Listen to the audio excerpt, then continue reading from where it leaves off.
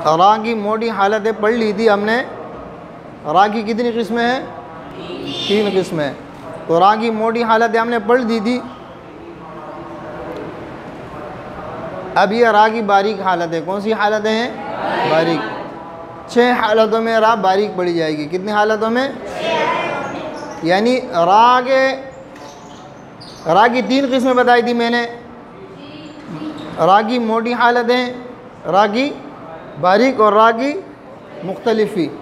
मोटी हालतें पिछले सबक में गुज़र गई थी।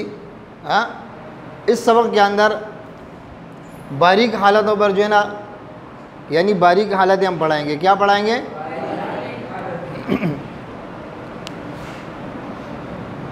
सबसे पहले रा के नीचे ज़ेर हो तो रा बारीक पढ़ी जाएगी। रा के नीचे ज़ेर हो तो रा बारीक पढ़ी जाएगी। जैसे रिजालुन, जैसे रिजालुन में रा के नीचे क्या है? ज़ेर है। इसी तरह रा साकिन हो, उससे पहले वाले हर्फ के नीचे ज़ेर हो। रा साकिन हो जैसे फ़िरऔना, जैसे फ़िरऔना।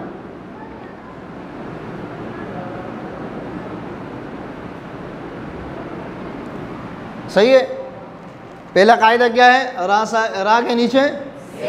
दूसरा क्या है? तीसरा कायदा क्या है? रा साकिना हो, उससे पहले वाला हर्फ भी साकिन हो। तीसरे हर्फ के नीचे ज़ेर हो। तीसरे हर्फ के नीचे ज़ेर हो। जैसे हिज्र, क्या? ये वक्फ की हालत में होगा। कहाँ पर होगा? जब किसी कलमे पर हम वक्फ करेंगे, कलमे के आखिर में रा होगी, क्या होगी? उस रा पर जब वक्फ करेंगे तो रा साकिना बन जाएगी ना। तो रा साकिना से पहले वाला हर्फ भी साकिन और तीसरे हर्फ के नीचे क्या है? ज़ेर है। तो ये रा क्या होगी? बारीक होगी। सही है। चौथा कायदा ये है, रा साकिना से पहले जब भी या साकिन आ जाए, रा साकिना से पहले जब भी या साकिन आ जाए, जैसे खैर, जैसे ये असल में खैरुन है, क्या है? लेकिन जब हमने इस पर वक्फ किया तो ये रा क्या हो गया? वक्फ की वजह से साकिन हो गया। वक्फ की वजह से रा क्या हो गया? साकिन हो गया। जब वक्फ की वजह से रा साकिन हो गया तो इस रा, ये रा जो है ना, क्या नाम, इससे पहले क्या है? या साकिन है। क्या है? इससे पहले क्या है? तो रा साकिना से पहले जब भी या साकिना होगी तो रा क्या होगी? बारीक होगी। रा क्या होगी? बात समझ में आ रही है? सही है। कितने कायदे हो गए? 4 कायदे हो गए। नंबर 5, इमाला वाली रा हमेशा बारीक पढ़ी जाएगी। इमाला वाली रा हमेशा बारीक पढ़ी जाएगी। जैसे मजरेहा, जैसे मजरेहा, मजरेहा। समझ में आ रहे? नहीं आ रहे? जिस रा पर इमाला होगा, जिस रा पर, असल में रा पर इमाला नहीं होते, रा पर इमाला नहीं होते। रा के साथ जो अलिफ होते हैं या कड़ा ज़बर होते हैं उस पर इमाला होते हैं। रा के साथ जो अलिफ होते हैं या रा पर खड़ा ज़बर होता है उस पर इमाला होता है। बात समझ में आ रही है कि नहीं आ रही है? जिस रा पर इमाला होगा, इससे मुराद क्या है? जिस रा पर खड़ा ज़बर हो या जिस रा के साथ अलिफ हो उस पर इमाला होगा तो रा बारीक पढ़ी जाएगी। रा क्या पढ़ी जाएगी? बारीक पढ़ी जाएगी। ये बात आप समझें। इसके अंदर जो है ना, क्या नाम है, बाज़ लोग हिज्जे करते हैं। बाज़ लोग क्या करते हैं? हिज्जे करते हैं।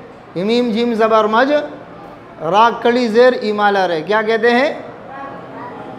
रा कड़ी ज़ेर इमाला रे। इस बात को समझो, ये हिज्जे सही नहीं है। ये हिज्जे सही नहीं है। क्यों सही नहीं है? इसलिए सही नहीं है कि इमाला जो है ना, या अलिफ में होगा या फिर खड़े ज़बर में होगा। सही है ना? ज़बर को, इमाले की तारीफ़ देखो, ज़बर को ज़ेर की तरफ, अलिफ को या की तरफ माइल करने को इमाला कहते हैं। ज़बर को, अलिफ को, सही है? बात समझ में आ रही है? जब आपने पहले से ज़ेर पढ़ लिया, रा की ज़ेर इमाला, तो इसका मतलब क्या हुआ कि इसमें इमाले की ज़रूरत नहीं है। क्यों? आपने ज़ेर पढ़ लिया। ज़ेर में तो इमाला होता नहीं है। ज़ेर में तो इमाला होता नहीं है। बात समझ में आ रही है? ये जो है ना, क्या नाम है, इसको क्या इस नहवी कायदे के मुताबिक कहते हैं कि तहसीलुल हासिल लाजिम आया। क्या आया? तहसीलुल हासिल, एक चीज़ पहले से आपके पास मौजूद है, फिर उसको तलाश करना, फिर उसको क्या करना। आपके सर पे टोपी मौजूद है, आप इधर उधर देख रहे हैं कि मेरी टोपी कहाँ पर है, इधर उधर देख रहे हैं कि मेरी टोपी तो पहले से सर पे मौजूद है, उसको तलाश करने की ज़रूरत है।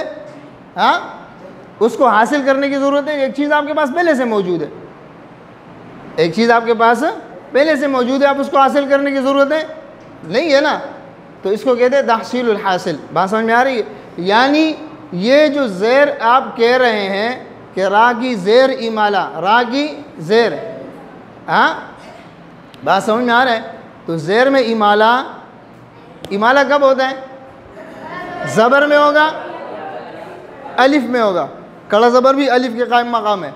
ज़बर को ज़ेर की तरफ और अलिफ को या की तरफ माइल करने को क्या कहते हैं? इमाला। बात समझ में आ रही है? बात समझ में आ रही है नहीं आ रही है? हाँ, तो अभी आप समझे कि इसमें ज़ेर का नाम हम नहीं लेंगे, ज़ेर का नाम नहीं लेंगे, बल्कि क्या कहेंगे? रा इमाला वाली रे, रा इमाला वाली रे। बात समझ में आ रही है? दूसरी सूरत इसकी ये है कि रा अलिफ मुमाला रे, रा अलिफ मुमाला रे, रा मीम जीम ज़बर मज, रा अलिफ मुमाला रे। अब ये भी सही है, ये हिजे भी सही है। क्यों? इस अलिफ के अंदर इमाला हुआ है ना। किसके अंदर इमाला हुआ है? हाँ, मजराहा, मजरेहा। ये जो आप मजरेहा पढ़ते हैं ना, ये राहा है। क्या है? मजराहा। वो जो कड़ा ज़बर है या अलिफ है, वो कड़ा ज़बर अलिफ के कायम मकाम होते हैं ना, उसके अंदर इमाला हुआ है। किसके अंदर इमाला हुआ है? उस खड़े ज़बर में इमाला हुआ है। मजराहा है ये। क्या है? मजराहा। उस खड़े ज़बर में इमाला हुआ है, तो इसको हम कैसे पढ़ते हैं? मजरेहा। आपको समझ में आ गई ये बात कि नहीं आई है? आई है ना समझ में? हाँ कि नहीं आई है? तो अब आप समझें इस बात को, इमाला कहाँ पर होता है? महल्लुल इमाला अलिफ है। महल्लुल इमाला क्या है? इमाले का महल क्या है? जहाँ पर इमाला होते हैं वो क्या है? अलिफ है। वो क्या है? और कड़ा ज़बर अलिफ के कायम मकाम होता है। कड़ा ज़बर अलिफ के कायम मकाम होता है। बात समझ में आ रहे हैं ना? हाँ, और ज़बर जो है वो भी आधा अलिफ होते हैं। ज़बर जो है वो भी आधा अलिफ होते हैं। तो इसलिए तारीफ़ करते हैं कि ज़बर को ज़ेर की तरफ और अलिफ को या की तरफ माइल करने को क्या कहता है? बात समझ में आ रहे नहीं? हाँ, तो इमाला। अब आपने इसके हिजे किस तरह करने हैं? ज़ेर का नाम नहीं लेना है। ज़ेर का नाम आप लेंगे तो आपको फिर तो मतलब जब पहले से ज़ेर मौजूद है तो फिर ज़ेर की तरफ माइल करने का मतलब क्या हुआ? जब पहले से ज़ेर मौजूद है तो ज़बर को ज़ेर की तरफ माइल करने की ज़रूरत है नहीं है। सही है ना? हाँ, जब पहले से ज़ेर मौजूद है तो ज़बर को ज़ेर की तरफ माइल करने की ज़रूरत है नहीं है। बात समझ में आ रही है? तो इसको हम ज़ेर नहीं पढ़ेंगे, ज़ेर है ही नहीं है, ये ज़ेर है ही नहीं। मजराहा है। क्या है ये? आप समझ में आ रहे हैं? ये मजराहा। सही है ना? ये जो कड़ा ज़बर है ना, इस कड़े ज़बर को या के तरफ माइल किया है। बात समझ में आ रही है? हाँ, तो फिर आप अगर इसको ज़ेर पढ़ेंगे या कड़ी ज़ेर पढ़ेंगे तो पहली बात तो ये है कि ये ज़ेर और कड़ी ज़ेर नहीं है। ये जो रस्मुल ख़त के अंदर कड़ी ज़ेर दिया है ना, ये इमाले की तरफ इशारा करने के लिए दिया है। किसकी तरफ दिया है? इमाले की तरफ इशारा करने के लिए कड़ी ज़ेर दी है। बात समझ में आ रही है? ये कड़ी ज़ेर नहीं है, बल्कि क्या है? कड़ा ज़बर है। क्या है? अब आपकी समझ में आ गई बात? क्यों? अगर कड़ी ज़ेर होगी तो फिर इमाले की ज़रूरत ही नहीं है। सही है? एक चीज़ पहले से मौजूद है, उसकी क्या ज़रूरत है फिर? हाँ, तो ये कड़ा ज़बर है। क्या है? खड़ा ज़बर है। इस खड़े ज़बर को या के तरफ माइल किया है। किसकी तरफ माइल किया है? सही है। और जो रस्मुल ख़त में इन्होंने कड़ी ज़ेर दी है, ये किस वजह से दी है? ये इमाले की तरफ इशारा करते हुए दिए कि यहाँ पर इमाला हो रहा है। क्या हो रहा है? सही है। अब समझ में आ गई बात? कोई बात पूछनी तो नहीं है इसमें? कितनी किस्में हो गई रा की? यानी रा के नीचे ज़ेर हो तो रा साकिन से पहले ज़ेर हो तो रा साकिन हो, उससे पहले वाला हर्फ भी साकिन हो, तीसरे हर्फ के नीचे ज़ेर हो तो रा बारीक होगी। फिर चौथा कायदा क्या है? रा साकिन हो, उससे पहले जब भी या साकिन आ जाए तो रा बारीक होगी। ये दोनों कायदे वक्फ़ की सूरत में होंगे। कब होंगे? जब आप वक्फ़ करेंगे तब जाके दो हरफ साकिन जमा होंगे। बात समझ में आ रही है ना? इसी तरह मजरेहा, इसी तरह मजरेहा यानी इमाला, इमाला की कोई भी राह हो। ये तो मजरेहा की मिसाल मैंने आपको इसलिए दी कि रिवायत हफ्स के अंदर यहाँ पर इमाला हुआ है, सही है ना? बाकी तमाम रिवायात के अंदर जब भी इमाला होगा, जिस राह में भी इमाला होगा तो वो राह बारीक पड़ी जाएगी। बात समझ में आ रही है? अब देखें आखिरी जो किस्म है वो ये है कि रा मकसूरा, रा मुरामा मकसूरा, रा मुरामा मकसूरा वक्फ़ बिर रोम की हालत में बारीक पड़ी जाएगी। यानी जब आप वक्फ़ करेंगे और वक्फ़ आप रोम वाला करेंगे, कौन सा करेंगे? रोम का मतलब ये है कि हरकत का तीसरा हिस्सा पढ़ना, हरकत का तीसरा हिस्सा पढ़ना। तो हरकत पढ़ी जा रही है ना, जब हरकत पढ़ी जा रही है और हरकत ज़ेर है तो बारीक तो होगी ना राह, क्या नहीं होगी? हाँ, तो इंशाल्लाह ये वक्फ़ जब हम वक्फ़ पढ़ाएंगे आपको तो फिर ये वक्फ़ बिर रोम वगैरह मैं आपको समझाऊँगा, सही है ना? ये इसकी मिसाल ये है, देखिए मिनतदार, क्या सही है? ये वक्फ़ की सूरत में जब हम पढ़ेंगे तो रा के नीचे क्या पढ़ेंगे?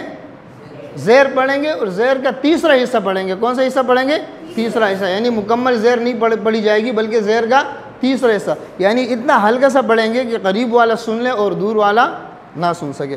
तो ये आपकी जो है ना रा की बारीक हालतें पूरी हो गई, सही है?